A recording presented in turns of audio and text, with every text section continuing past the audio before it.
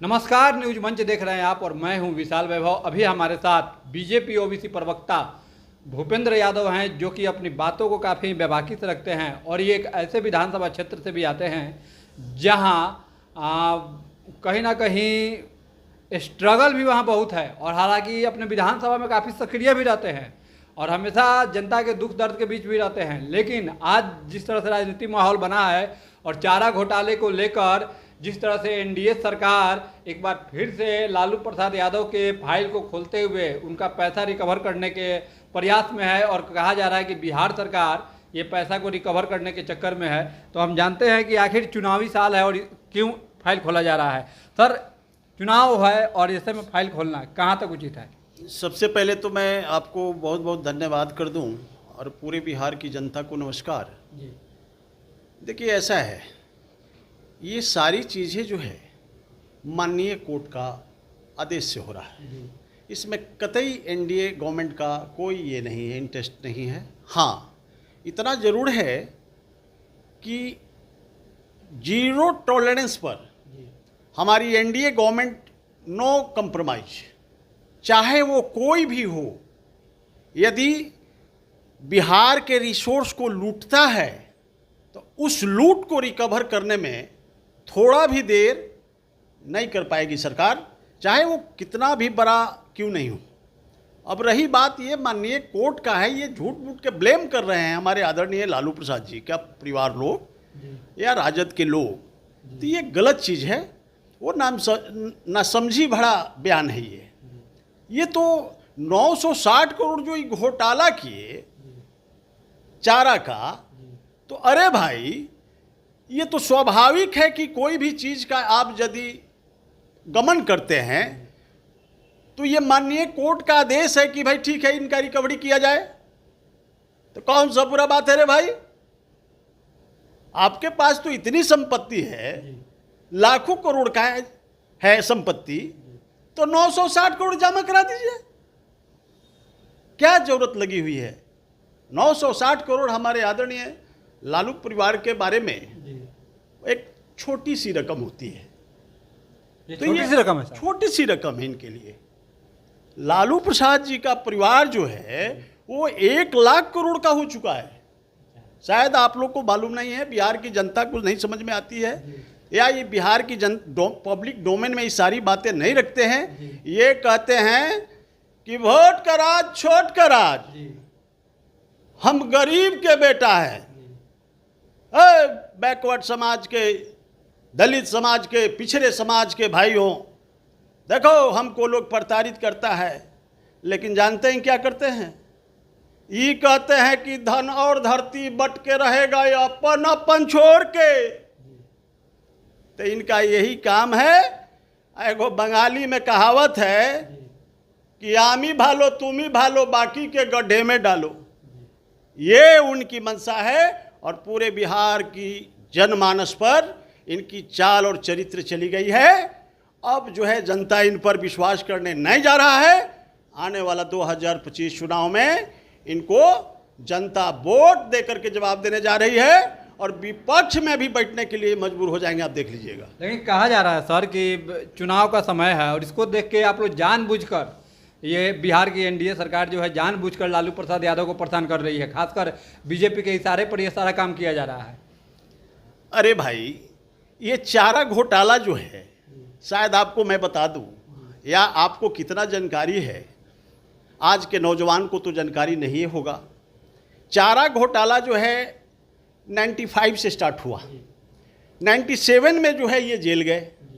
97 में ही जनता दल का जो है बिहार का, ये जो है ना अध्यक्ष हुआ करते थे, ये पूरे किंग मेकर हुआ करते थे देश का।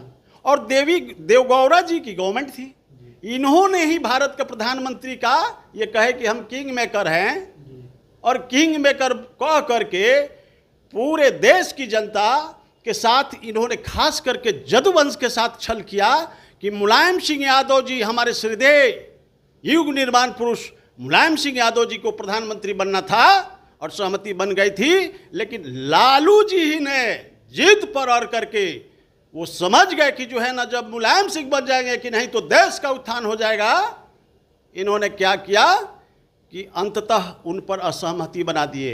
ये देश की जनता को मैं बताना चाहता हूं आपके चैनल के माध्यम से, ये बात हुई है मेरे भाई।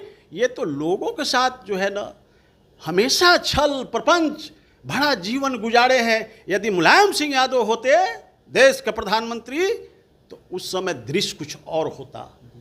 लेकिन लालू प्रसाद जी ने, हमारे आदरणीय लालू प्रसाद जी ने वो क्या किए कि छल करके अपने लूट लिए चारा घोटाला के 960 करोड़, और उसी समय में ये जेल चले गए।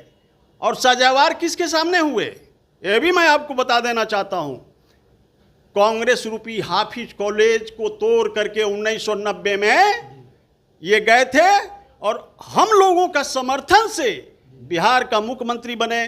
और उसके बाद ये क्या किए कि 97 में 98 में ये अपना राजद पार्टी बना लिए, और कांग्रेस के गोद में जाकर के बैठ गए, और वहां से बैठ करके 9 साल शासन किया।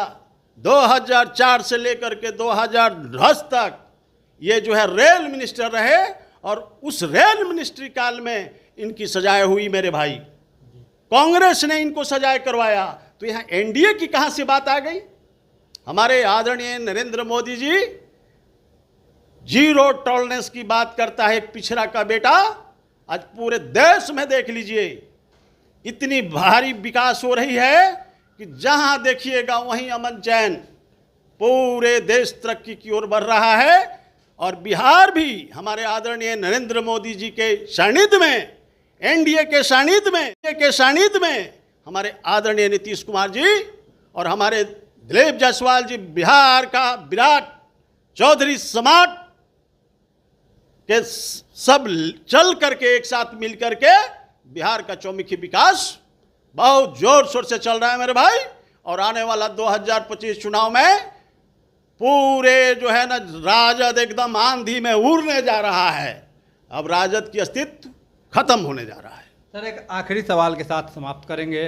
रोहिणी आचार्य ने एक ट्वीट किया था 2 दिन पहले, और मुख्यमंत्री नीतीश कुमार पर निशाना साधते हुए कहा कि 65% आरक्षण के मामले को लेकर उन्होंने ट्वीट किया था, और कहा था कि जिस तरह से हरा रंग देखकर, लाल रंग देखकर सांड भड़क जाता है, वैसे हरा रंग देखकर मानसिक रूप से बीमार व्यक्ति भड़क जा रहा है। ये पहली बार हमने देखा है। चूँकि विधानसभा में नीतीश कुमार जब राजद के विधायक हरा टी शर्ट पहन के आए थे तो वो गुस्सा गए थे।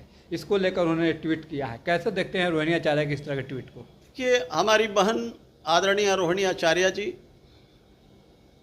पढ़ी लिखी है, समझदार भी है, लेकिन उस बहन को मैं कहना चाहता हूँ कि आपके पिताजी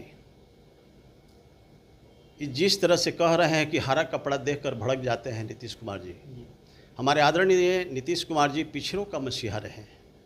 आप भूल रहे हैं, आप ही के पिताजी के जंगल राज से उस धधकती बिहार को 1990 वाला दशक को आप याद करिए। वो तो बच्चा होंगी, उस समय उनकी एज हम नहीं समझते हैं कि बहुत ज़्यादा होगा। वो इस मतलब स्थिति को, उस परिस्थिति को देखी ही नहीं है, इसीलिए हमारी बहन रोहिणी आचार्य जी जो है ना ये बोल रही हैं। लेकिन आदरणीय नीतीश कुमार जी ने उस जंगल राज के भयावह दृश्य से निकाल करके आज बिहार को जो है ना चौमुखी विकास की पटड़ी पर दौड़ा रहा है।